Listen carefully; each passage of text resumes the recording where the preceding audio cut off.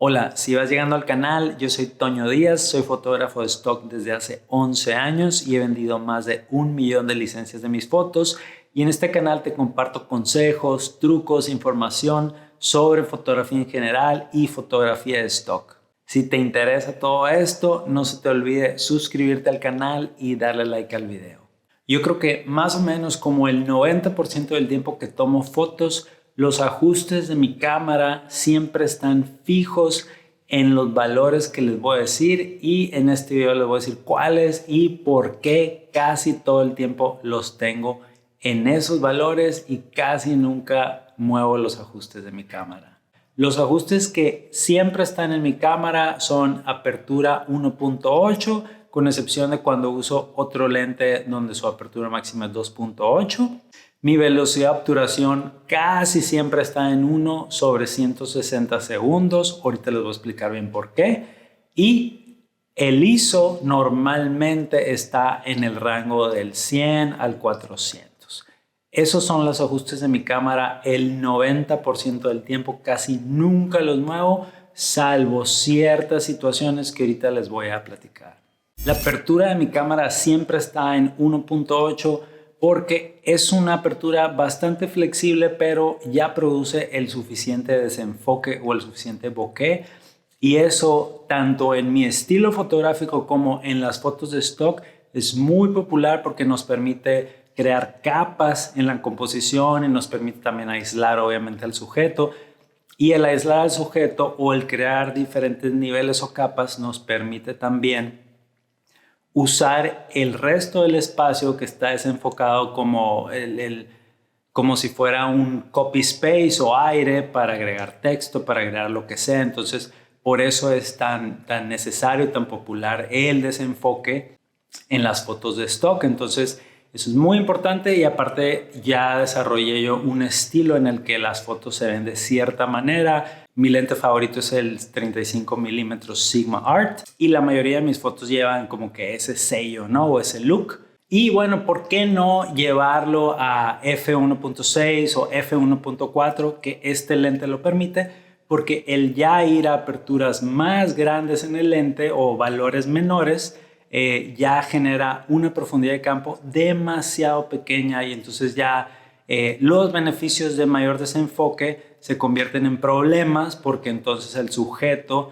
ya no va a salir muy bien enfocado o la foto ya no va a ser tan nítida. Corremos ese riesgo, ¿no? Entonces el f1.8 a mí siempre me ha parecido una apertura muy equilibrada en cuanto a desenfoque y en cuanto al tamaño de la profundidad de campo, para que haya desenfoque pero que el sujeto siga teniendo cierto margen de salir bien enfocado.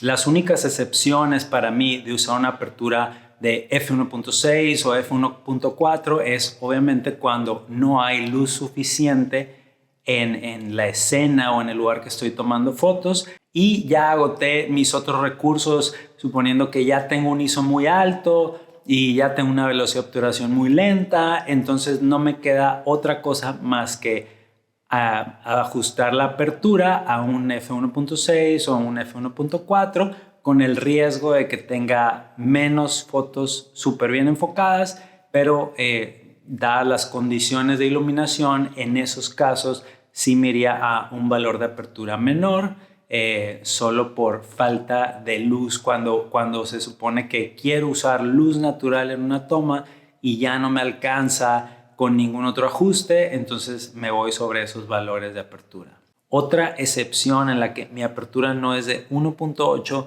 es cuando tomo fotos de estudio con fondos de colores, un fondo blanco, porque en esos casos pues no necesitamos el desenfoque, no necesitamos la separación del sujeto porque va a ser algo liso, un fondo de un color. Entonces en esos casos nos conviene tener una profundidad de campo mayor para que salga todo más enfocado. Ahí sí es más importante. Entonces ahí sí normalmente trabajo en una apertura de 4 o 5.6, alrededor de esos valores, ¿no? Pero solamente en esa situación, generalmente siempre está en 1.8. Pasando a la velocidad de obturación, la mía casi siempre está en 1/160 segundos, y hay dos motivos por los que tengo siempre esa velocidad. El primero es porque de acuerdo a los lentes que yo normalmente uso, desde 35 milímetros hasta a veces 70 milímetros, que son las distancias focales que manejo, sigue siendo una velocidad de obturación suficientemente rápida para congelar el movimiento. Hay una regla, la mencioné en otro video, pero se las voy a recordar, que la recomendación de velocidad de obturación para tener fotos nítidas y que el movimiento quede bien congelado es duplicar el valor de distancia focal traducido a la velocidad de obturación. Por ejemplo, si yo uso un 35 milímetros, la velocidad mínima que yo debería tener es el doble del 35, que sería 1 sobre 70 segundos.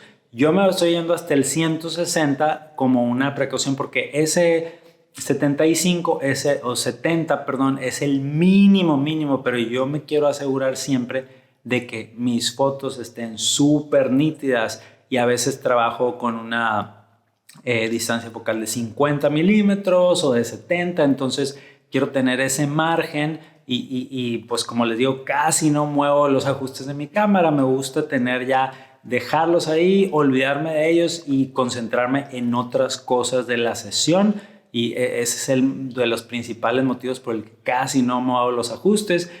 Y el segundo motivo por el que me gusta esa velocidad de obturación es porque a veces, en algunos casos, uso flash dependiendo de la sesión, de la escena.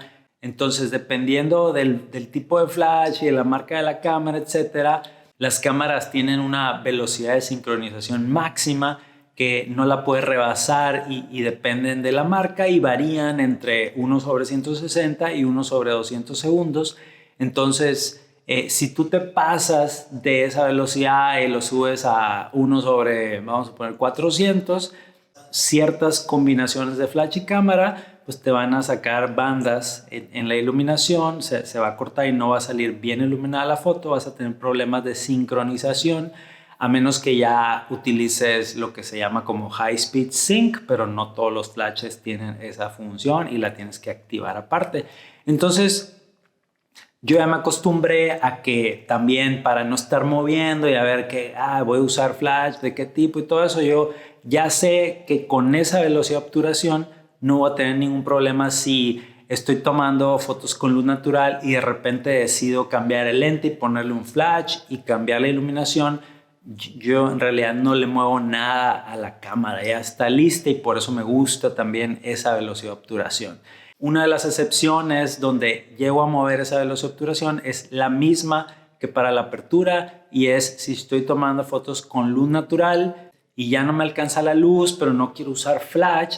Entonces trabajo ahí en una combinación de usar un valor de apertura menor y también un valor de velocidad de obturación menor. Y ahí sí ya me puedo ir hasta el límite. Si estoy usando un 35 milímetros, pues me pudiera ir hasta 1 sobre 60, así como sería ya que agoté todos mis recursos. Trato obviamente de no llegar a eso, algún valor intermedio entre el 160 y el 60, pero esa sería, digamos, la única situación en la que movería yo ese valor de obturación.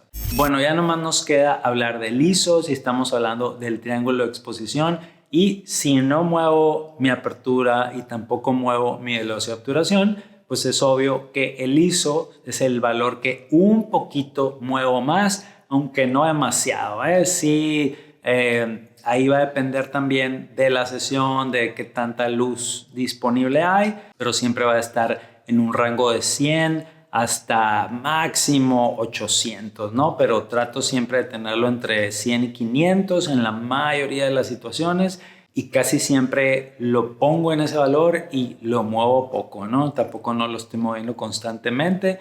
Si las fotos van a ser para fotos de stock, no se recomienda.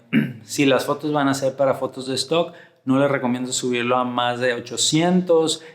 Sí no quiere decir que se las van a rechazar, pero entre más arriba de 800 ya empieza a haber ruido más notable, y pues es un motivo que le dan a los inspectores para poder rechazar la foto en caso de que no les guste, por ejemplo, ¿no? Entonces, entre mejor sea la calidad de la foto, pues mayores posibilidades hay de que les acepten esa foto en todas las agencias. Entonces, por eso hay que cuidar el ISO y no subirnos demasiado. Una alternativa a mover el ISO, suponiendo que sí les diga, no voy a mover los ajustes, quiero tener el ISO 100, quiero tener mi apertura 1.8 y quiero tener mi velocidad de obturación siempre a 1/160, pues ¿qué hago?